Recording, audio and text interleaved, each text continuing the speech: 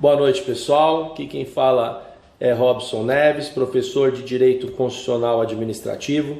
Bom, como todos sabem, passaremos a transmitir as nossas aulas via web, atendendo aí as recomendações contra a pandemia do Covid-19, do conhecido coronavírus, até que tudo se volte à perfeita normalidade. Então, como todos que já me conhecem sabem que eu interajo bastante nas redes sociais, e se tiver alguma dúvida a partir da publicação desse vídeo, dessa aula, poderão realizar seus questionamentos nas redes sociais, ou se quiser, se preferir, através do contato que foi então transmitido pela nossa coordenação. Hoje seria o nosso terceiro encontro e falaríamos sobre servidores públicos, De uma forma bem sucinta, o conceito simplista de servidor público é que é toda pessoa física que exerça, ainda que transitoriamente, ou sem remuneração, por eleição, nomeação, designação, contratação, qualquer forma de investidura ou vínculo, mandato, cargo, emprego ou função pública. O que nós temos que absorver deste brevíssimo conceito? É que servidor público é toda aquela pessoa que exerce uma função pública. Então, a gente precisa ter esse conceito de uma forma geral, e que dentro desse próprio tema de servidor público nós estudaremos as espécies de servidores públicos, como nós temos os agentes públicos, os agentes políticos, os empregados públicos, os seletistas, e estudaremos cada um desses especificamente nos nossos próximos encontros, onde estudaremos sobre o tema específico, aprofundaremos aí os nossos estudos sobre as espécies de servidores públicos. Bom, acerca do servidor público, a forma ou a regra geral de investidura num cargo público é por meio do concurso público, é o que estabelece a nossa própria Constituição Federal. Considerando que a regra geral é o concurso público, que é a forma de investidura a ocupar um cargo público, então a gente passa a falar então sobre um breve conceito de concurso público, que vai falar que é um procedimento administrativo instaurado pelo poder público para selecionar os candidatos mais aptos ao exercício de cargos e empregos públicos. É uma forma do poder público, isonomicamente, ou cumprindo o princípio da isonomia, a realizar contratações para ocupação de cargo público, de indivíduos com a finalidade de ocupar cargo público. Isso evita, ou seja, dado o princípio da legalidade, onde estabelece a regra geral para a ocupação de um cargo público através do concurso, estabelece e até evita a contratação com base em preferências pessoais e até mesmo interesses ilegítimos. Então, o princípio da legalidade, a isonomia, estabelece exatamente, ou cumpre exatamente a ideia de evitar desvios de finalidades e de interesses públicos, oportunizando a todos que desejam, que atendam os requisitos daquele concurso público específico, participarem à ocupação daquele cargo estabelecido no edital, que nós iremos falar também.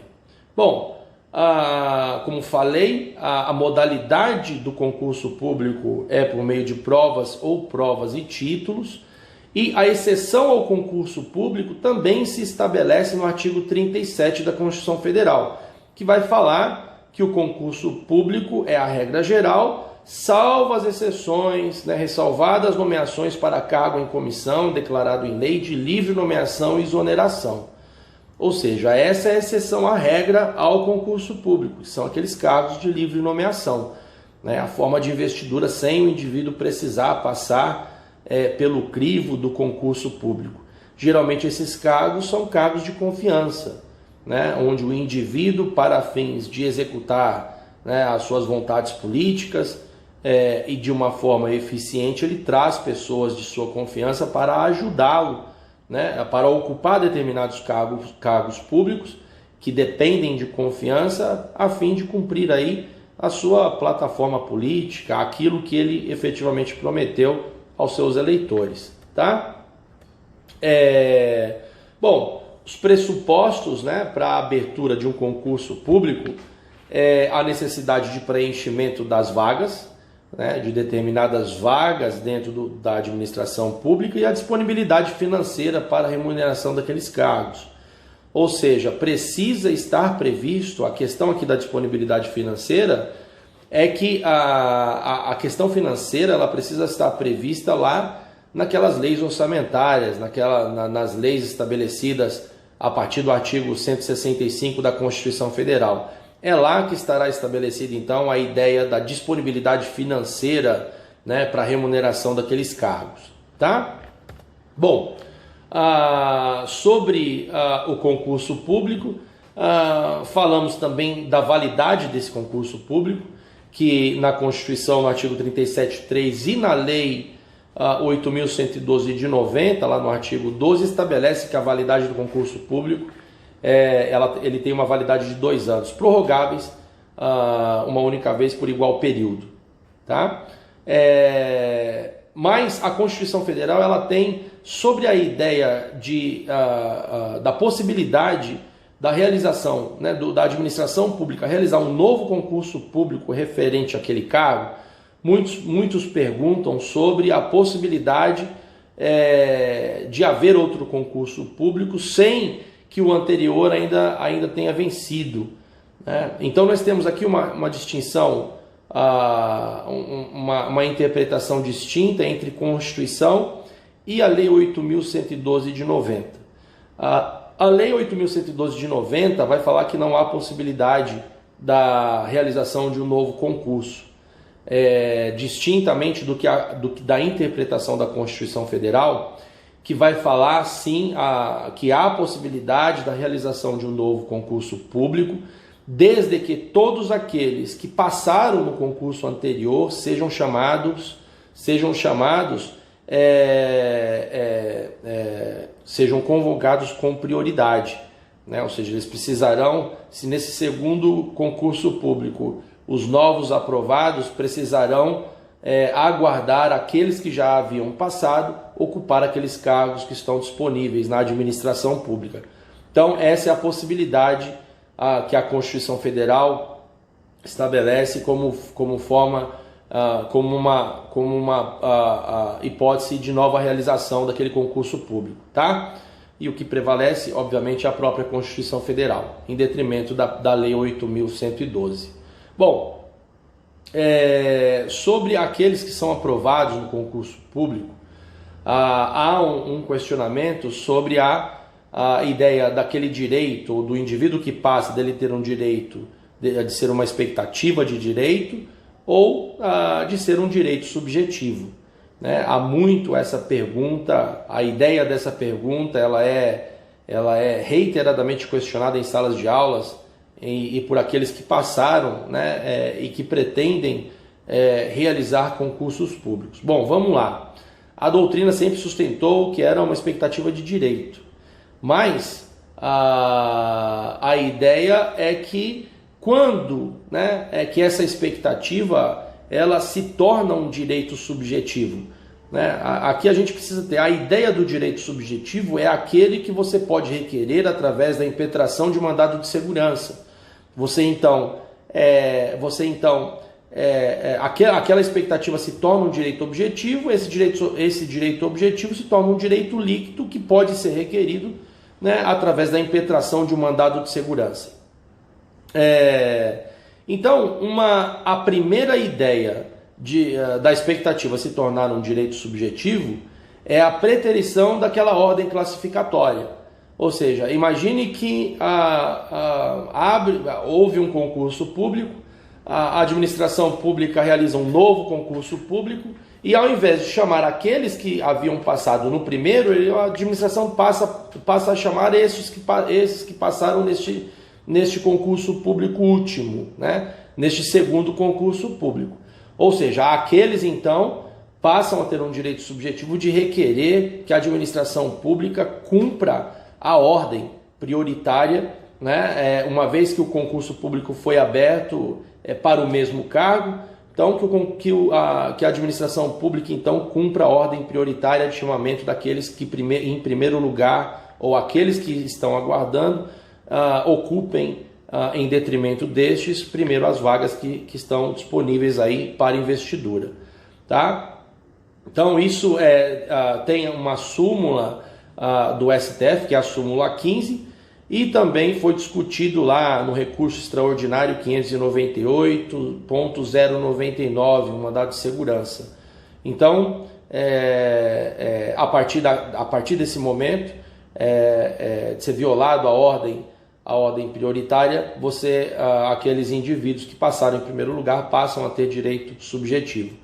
A outra forma da expectativa do direito se tornar um direito subjetivo é a classificação dentro do número de vagas indicado no edital, né? Ou seja, por força do entendimento da sexta turma do STF no julgamento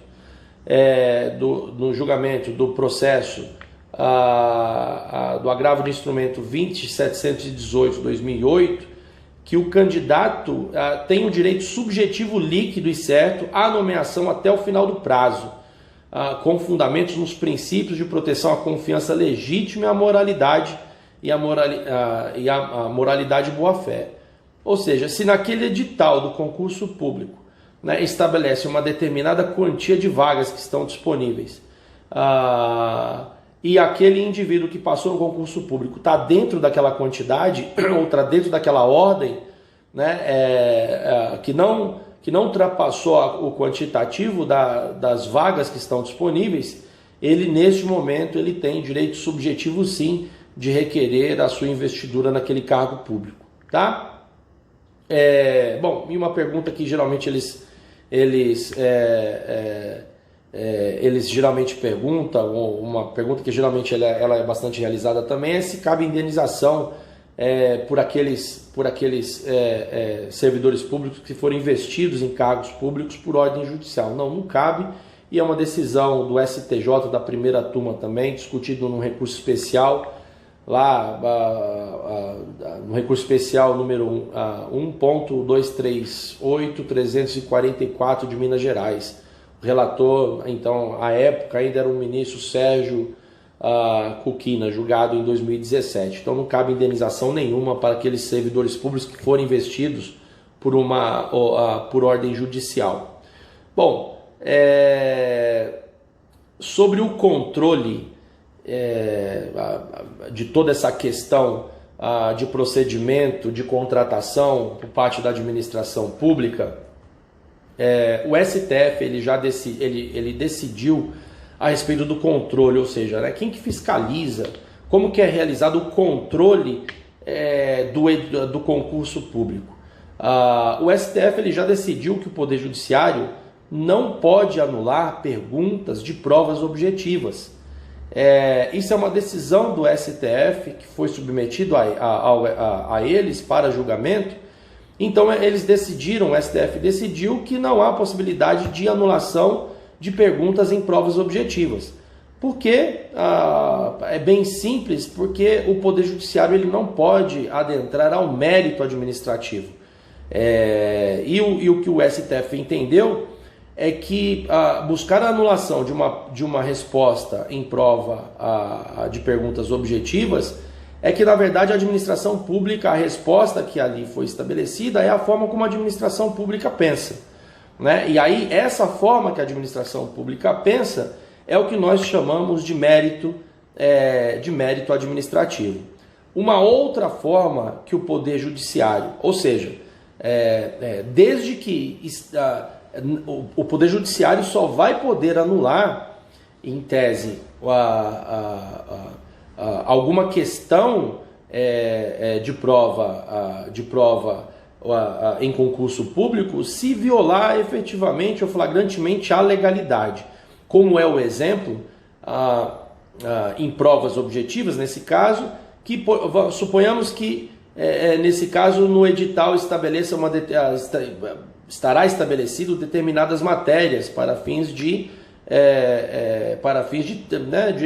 aferição da capacidade daqueles indivíduos que participarão do concurso público. Suponhamos que uma pergunta de prova objetiva não tenha absolutamente nada a ver com nenhuma daquelas matérias que foram estabelecidas no edital para estudo. Então, nesse caso, se viola a própria legalidade.